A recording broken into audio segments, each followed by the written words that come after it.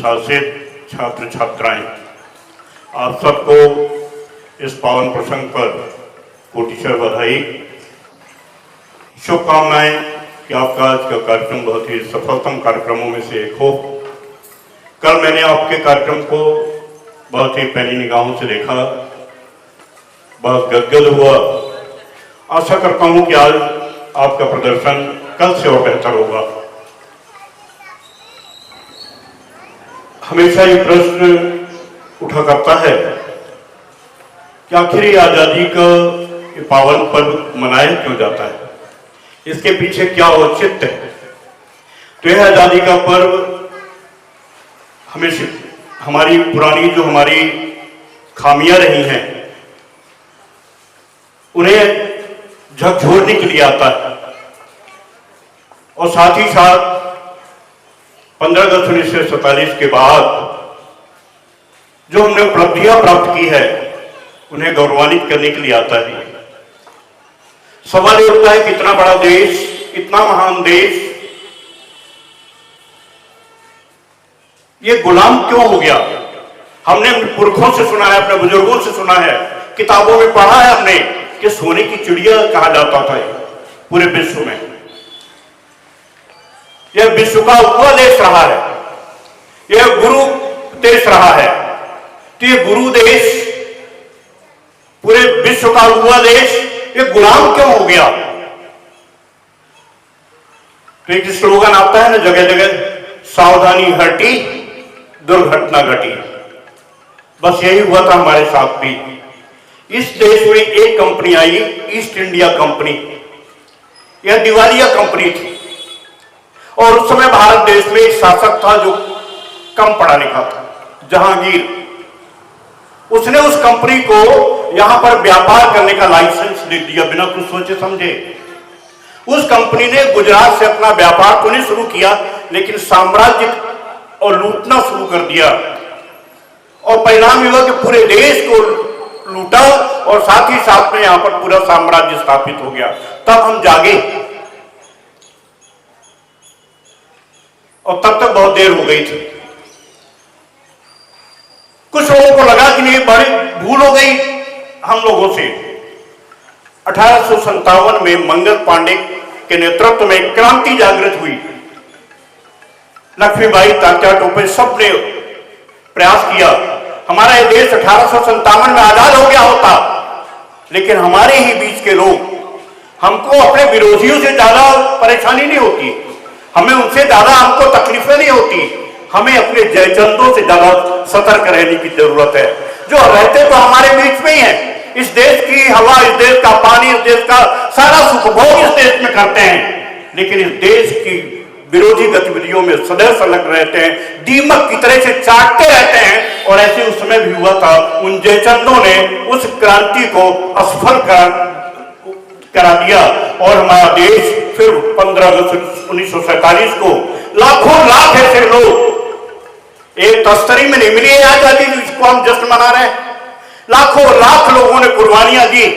कई माताओं के लाल छिन गए, कई बहनों के सिंदूर पुछ गए, कई भाइयों के हाथों की कलाइयां सोनी हो गई, तब यह आजादी हमको मिली।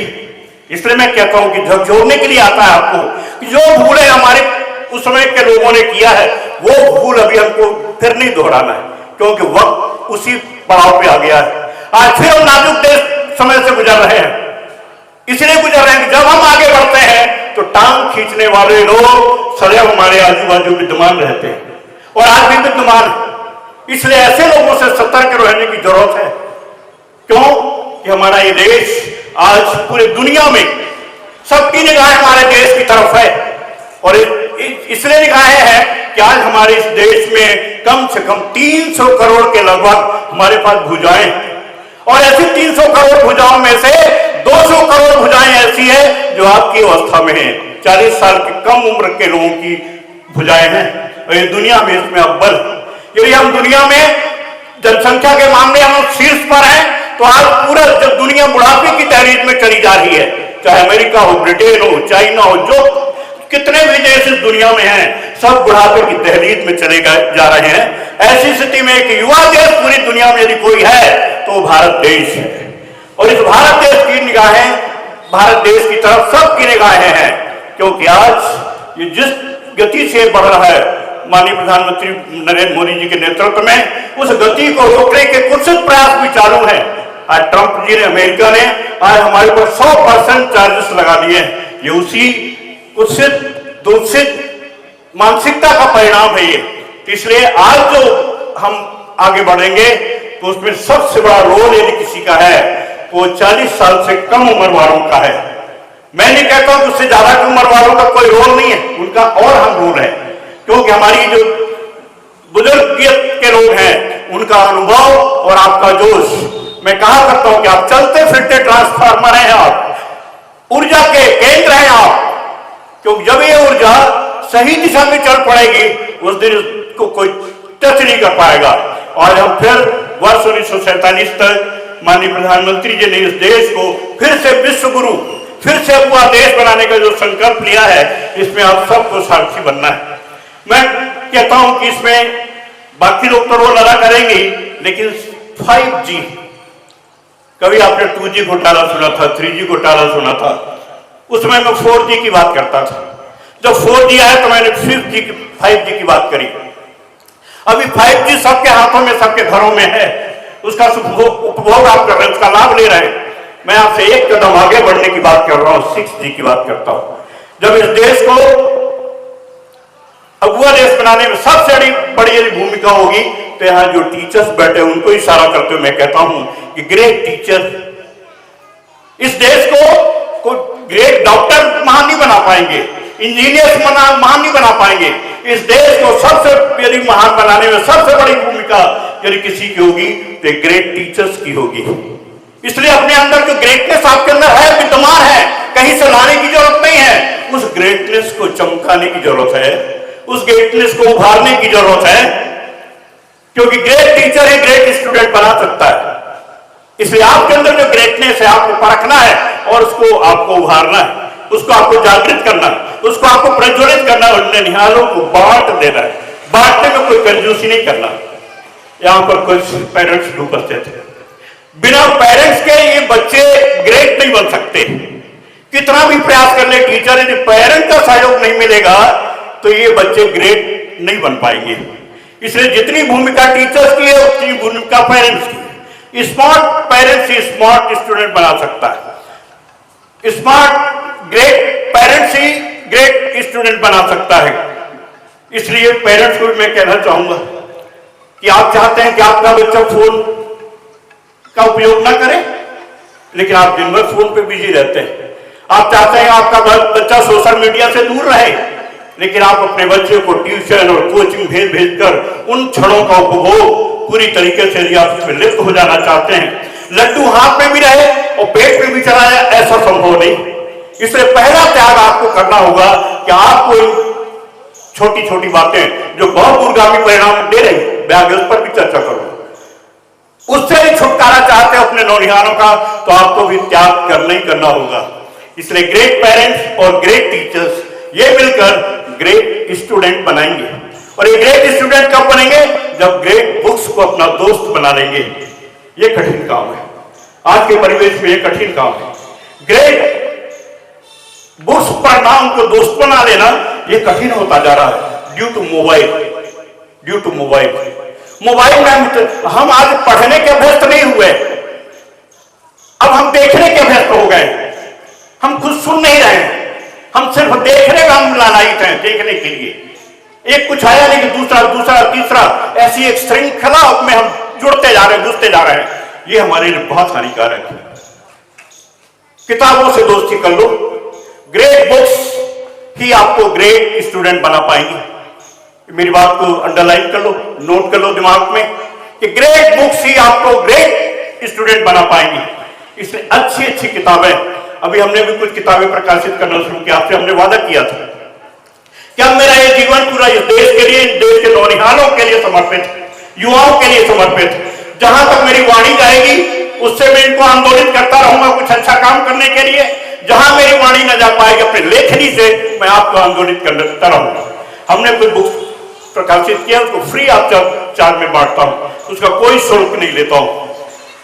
आप उन पुस्तकों को आपकी 3 पीढ़ी उसका सदुपयोग कर सकती है। आप पढ़ें, अपने पेरेंट्स को पढ़ाएं और अपने आने वाले पीढ़ी के लिए उसको रख के रखना।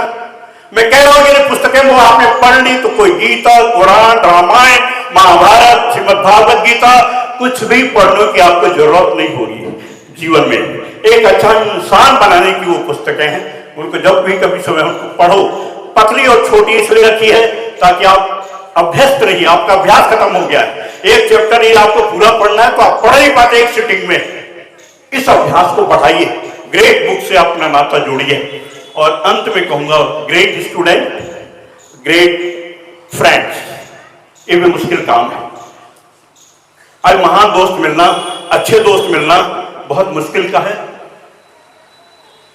अच्छे दोस्त बनाइए, मैं सदैव कहा करता हूं कि अच्छा दोस्त कौन है, बुरा दोस्त कौन सा है। बुरा दोस्त वो है जो आप पढ़ रहे हैं और आपकी बाह पकड़ के खेलने के लिए ले के चला जाए। आप पढ़ रहे हैं, आपके बीच में आके गपशप करना शुरू कर दे। आप पढ़ाई कर रहे हैं और आपको उससे नाता तोड़ दे। आप स्कूल की तरफ आ रहे हैं, आप कहीं साइकिल को कहीं और लेके चला जाए। ये आप सब जितने भी हैं ये सब बुरे दोस्त हैं, गंदे दोस्त।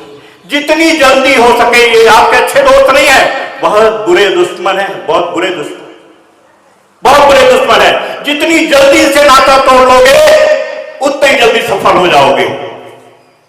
और अंत में आप खुद एक ग्रेट स्टूडेंट आप तभी बन पाएंगे जब ये बातें आप अपने जीवन में लागू करेंगे।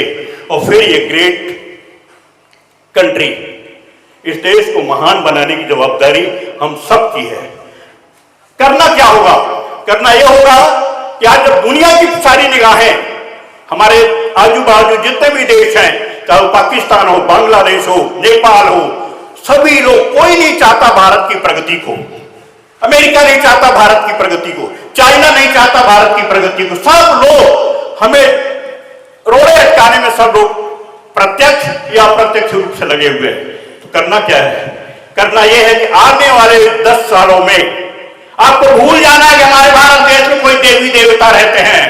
आपको एक ही देवी की हमेशा दिमाग में एक छवि रखना ही है कि हमारी जो भारत माता है, यही एक देवी जीवित है। बाकी सारी देवी देवता सुप्तावस्था में चले गए हैं। जहां भी कहीं आपको नजर जाए, ये हमारी भारत माता की हमारे हाथ दिखाई देना चाहिए। जहां आपकी नजर जाए, आपको लगना चाहिए हमारी भारत माता के चरण है।